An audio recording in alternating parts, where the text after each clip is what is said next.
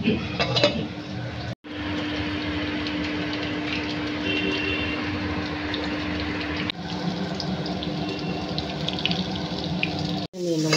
ভাত, রাত্রের ডাল, এখানে দুপুরের একটু শ্বশুরের জন্য সজনা আলুর তরকারি,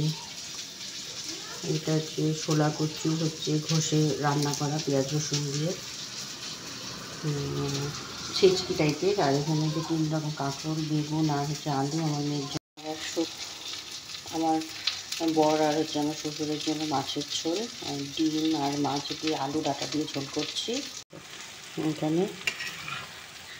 ভাজা পেঁয়াজ টমেটো কাঁচা লঙ্কা দিয়ে